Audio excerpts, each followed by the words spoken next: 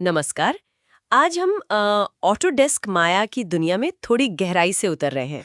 हाँ, जिसे 3D वाले अक्सर सिर्फ माया कहते हैं। बिल्कुल। ये एक बहुत ही प्रोफेशनल किस्म का 3D मॉडलिंग, एनिमेशन और रेंडरिंग सॉफ्टवेयर है। सही कहा। और देखिए, हमारी ये जो चर्चा है ये आधारित है एक लेख पर, ऑटोडेस्क माया, 3D मॉडलिंग और एनिमेशन का परिचय। हम इसी के आधार पर समझने की कोशिश करेंगे कि आखिर ये सॉफ्टवेयर इतना अहम क्यों है। हाँ, हमारा लक्ष्य यही है कि माया के जो मुख्य पहलू हैं उनको समझें और ये भी देखें कि फिल्म, गेम्स, वीएफएक्स इंडस्ट्री में इसका इतना दबदबा क्यों है। बिल्कुल। और साथ ही इसके फायदे और नुकसान दोनों पर ही बात करेंगे, बिना किसी लाग लपेट के। तो फिर चलिए शुरू करते हैं। इस लेख को देखते हुए सबसे पहले क्या चीज ध्यान खींचती है? मतलब माया में ऐसा क्या है जिसे इतना पावरफुल बनाता है? सबसे पहले उभर कर आती है वो हैं इसके बहुत ही शक्तिशाली मॉडलिंग और रिगिंग टूल्स।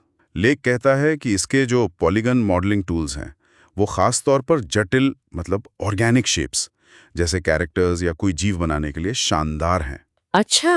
और इसका जो नोड आधारित रिगिंग सिस्टम है, हाँ, रिगिंग मतलब वो डिजिटल किरदारों में हड्डियां और कंट्रोल्स लगाना है ना? बिल्कुल वही। तो वो सिस्टम इतना फ्लेक्सिबल है कि बहुत ही पेचीदा कैरेक्टर सेटअप्स बनाए जा सकते हैं। शायद यही एक बड़ी वजह है कि फिल्म एनिमेशन में इसका इतना ज़्यादा इस्तेमाल होता है। समझ गई। तो ये तो हुई ऑब्जेक्ट्स या किरदार बनाने की बात।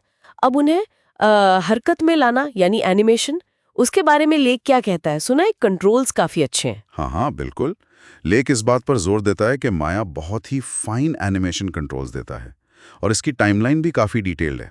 अच्छा। इससे आर्टिस्ट को अपने एनिमेशन पर बहुत बारीक कंट्रोल मिल जाता है, मतलब एकदम सजीव विश्वसनीय मूवमेंट्स बनाना संभव हो पाता है। हर छोटी से छोटी हरकत पर ध्यान दे सकते हैं। एग्जैक्टली और फिर इन सजीव किरदारों को स्क्रीन पर एकदम असली जैसा दिखाने के लिए रेंडरिंग का भी रोल होगा। निश्चित रूप से। और यहाँ लेख बताता है कि माया के साथ इंडस्ट्री स्टैंडर्ड आर्नोल्ड रेंडरर भी आता है। ओ, आर्नोल्ड, हाँ उसका नाम तो सुना है। हाँ, आर्नोल्ड अपनी रियलिस्टिक लाइटिंग और मटेरियल रेंडरिंग के लिए बहुत फेमस है, जैसे कपड़ा, चमड़ा, मेटल एकदम असली जैसा दिखें। तो मतलब बहुत high quality photo realistic output संभव है। बिल्कुल। एक और दिलचस्प बात लेख में थी स्क्रिप्टिंग सपोर्ट। पाइथन और एमएल का जिक्र है। आम यूजर के लिए इसका क्या मतलब हुआ? इसका मतलब है बहुत ज़्यादा लचीलापन, फ्लेक्सिबिलिटी। आप सोचिए कि आप सॉफ्टवेयर को अपनी भाषा में यानी पाइथन या माया की अपनी भाषा MEL में छोटे-छोटे कमांड्स देकर काम करवा सकते हैं। अच्छा, जैसे कोई रूटीन काम ऑटोमेट करना हो। हाँ, या तो वो या फिर आप ऐसे कस्टम टूल बना सकते हैं जो सॉफ्टवेयर में पहले से मौजूद ही नहीं है। बड़े स्टूडियोज़ के लिए तो ये बहुत ही ज़रूरी हो जाता है ताकि वो अपने खास प्रोजेक्ट्स के हिसाब से वर्कफ्लो बना सकें। तो क्या इसका मतलब ये है कि छोटे यूजर्स या जो अकेले काम करते हैं वो बिना स्क्रिप्टिंग के इसका पूरा फायदा नहीं उठा सकते? नहीं नहीं, ऐसा बिल्कुल नहीं है कि फ़ायदा नहीं उठा सकते। ये अपने आप में बहुत सक्षम टूल है। लेकिन हाँ, ये ज़रूर है कि स्क्रिप्टिंग इसकी ताकत को कई गुना बढ़ा देती है, खासकर जब प्रोजेक्ट्स बहुत जटिल हों या टीम में काम हो रहा हो। समझ गई। पर ये सारी ताकत और फीचर्स यकीनन कुछ चुनौतियों के साथ भी आते होंगे। लेख कुछ कमियों का भी जिक्र करता है ना? हाँ, और उन पर बात करना भी ज़रूरी है। देखिए, लेख साफ कहता है कि इसका इंटरफेस काफ़ी जटिल माना जाता है। हम्म। बहुत सारे मेन्यू हैं, ऑप्शंस हैं, पैनल्स हैं, तो जो नया यूज़र है उसके लिए शुरू में इसे सीखना थोड़ा मुश्किल हो सकता है।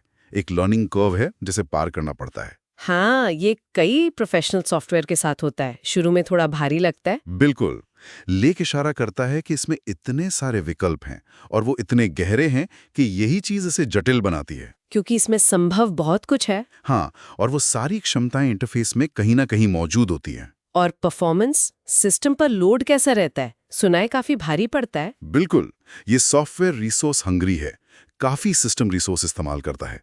लेख कहता है कि इसे स्मूथ चलाने के लिए एक पावरफुल कंप्यूटर चाहिए। कैसा पावरफुल? मतलब क्या क्या जरूरी है? तेज प्रोसेसर चाहिए होगा जटिल कैलकुलेशंस के लिए, एक अच्छा दमदार ग्राफिक्स कार्ड ताकि आप भारी सीन व्यू पोर्ट में बिना अटके देख सकें, और काफ़ी सारी रैम भी चाहिए होगी ताकि बड़ी फाइल्स और सिमुलेशन डेटा को हैंडल कर सकें। तो हार्डवेयर रिक्वायरमेंट्स भी अच्छी खासी हैं। हाँ जी। और आखिर में सबसे बड़ा सवाल अक्सर होता है कीमत, लागत का क्या? हाँ, वो भी एक महत्वपूर्ण बिंदु है। लेख साफ तौर पर कहता है कि इसका लाइसेंस काफ़ी महंगा है। ये इसे इंडिविजुअल आर्टिस्ट, फ्रीलांसरों या छोटे स्टूडियोज़ के लिए एक बड़ा इन्वेस्टमेंट बना देता है। सब्सक्रिप्शन मॉडल है शायद। हाँ, सब्सक्रिप्शन मॉडल है, लेकिन वो भी सस्ता नहीं है। तो कुल मिला के इस लेख से जो तस्वीर उभरती है वो ये है कि अगर कोई प्रोफेशनल 3D आर्टिस्ट या एनिमेटर बनना चाहता है सीरियसली, हाँ, तो माया इंडस्ट्री का एक टॉप टियर मतलब एक स्टैंडर्ड टूल माना जाता है। बिल्कुल सही। हाँ, इसे सीखने में मेहनत लगेगी, समय लगेगा और ये जेब पर भी भारी पड़ सकता है। हाँ, ये सब बातें। लेकिन बदले में जो क्षमताएं मिलती हैं और इंडस्ट्री में जो इसकी मान्यता है वो बहुत व्यापक है। बिल्कुल।